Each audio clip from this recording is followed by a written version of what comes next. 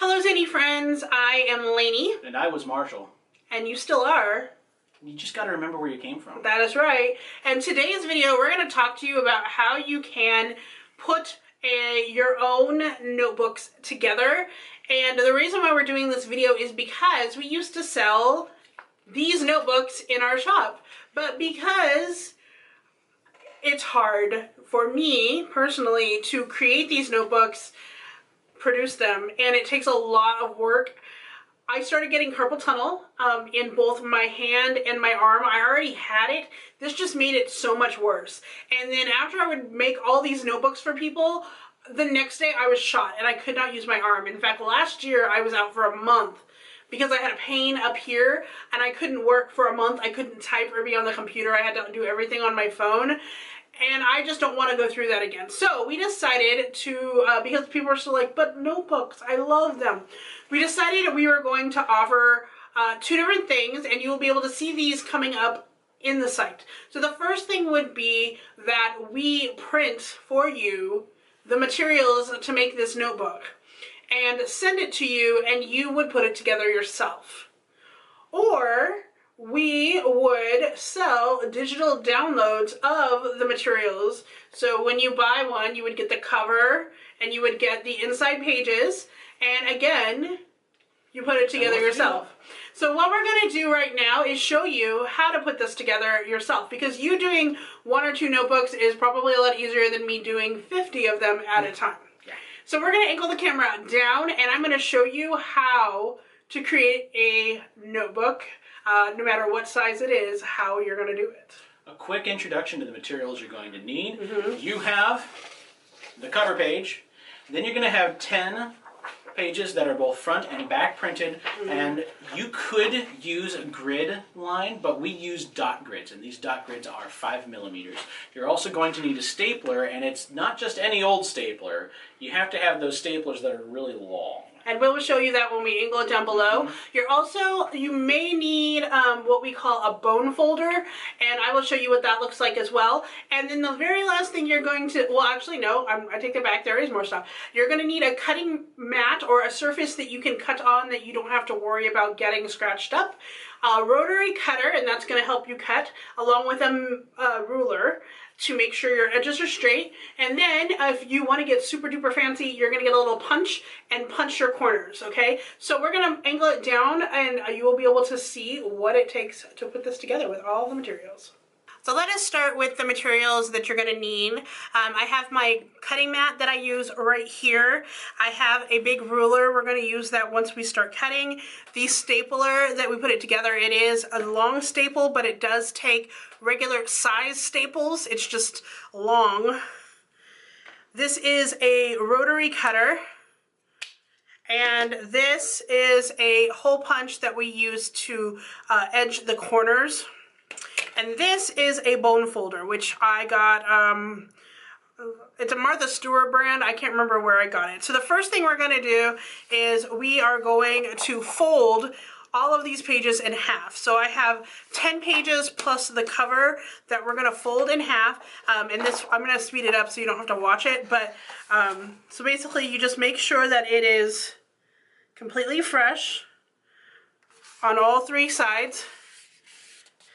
And then I just kind of preliminarily like fold it, and then I take my bone folder and I fold it like this. You want to do this really tight to make sure that it is a nice fold. And you're going to do that for every single paper.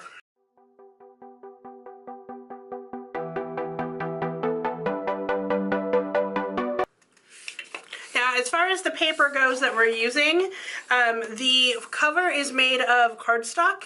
The paper itself usually is like a 28-pound paper. It's a little heavier and more durable. This one, however, that I'm making right now, I'm actually making it for my friend Omnia because she had ordered one before and it got messed up in shipping, so I decided this would be a great way to show you how to do it since I have to remake it anyway. This paper is a little less heavy than the ones we had before, and that's just because we ran out of paper because we knew we weren't making these anymore. So unfortunately, sorry, the paper is not as heavy, but it still is fine.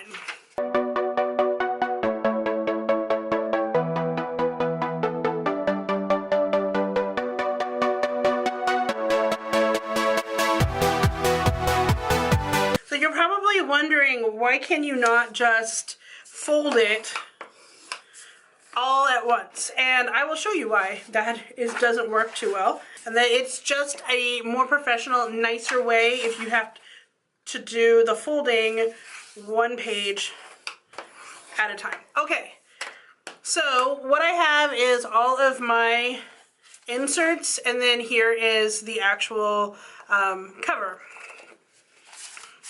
And the way I put them together is I make sure the folded edges are on this side, and then I open this up and I just take one by one and stick it right in here, one at a time.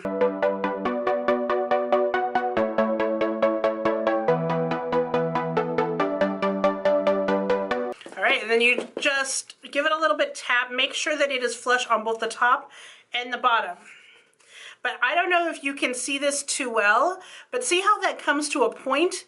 So basically what happens is when you put the paper in there, the inner paper doesn't go in as far as the outer one right here. So therefore it's going to stick out a little bit here, which is why you have to cut it off. So what we're going to do first is I'm going to staple it. And this is my stapler right here. I have a little adjust right here. It's like a plastic thing that I line up my paper with. So I open this up to the very inside one, just like that. And I make sure it's all together. And then what I do is, because when you put the staplers in, you want the staple to go down inside so that the this is the outside staple, and then this is where the staples curve into the book. You want to make sure that it's laid down with the top on. So I will lay it in here so that it is flush up against the guard, and then I use my middle finger and I measure to the crease right here in my middle finger.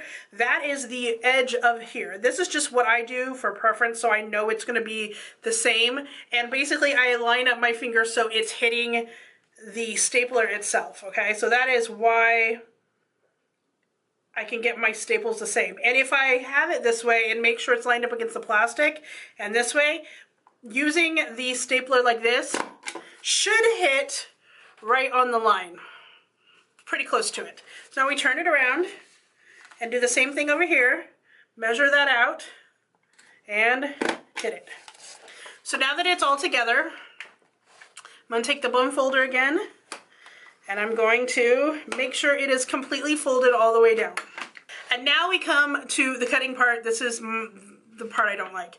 So this ruler that I use is a metal ruler with a cork back. It just works the best for me because I know that it won't skid around.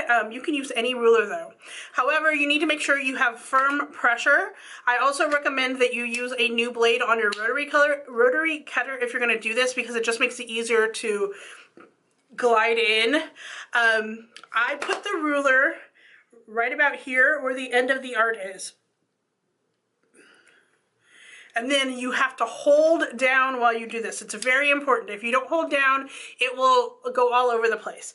And then you start at the top and you just go like this, okay? Some people like to do it where they just go down once all the way down. I do prefer this because if you don't do it this way, and if your blade is not sharp enough and you just go like this, it can work, but sometimes it makes your edges really gross. So you can already tell down there it's already done, but up here it's not. And that's just because it's always really hard for me to apply pressure right there. So I'm just going to make one final pass all the way down. And you're going to look and make sure that there's no like little strings from the paper on the edges. Just like that, okay? So now we come to the part where we edge it. So I have this little, it's a 1/2 inch punch that we use for edging. We actually use these on all of our clamshell labels as well. I see a little bit more strings there, just pull those off. Okay, so this is what I do. I do it this way. I open it up and I take like some pages in there And then the way you use this is it's like a corner. So there's these 2 guards on either side. You need to make sure it's lined up, and then you just punch it in. And I just do it on both sides as I work through the notebook.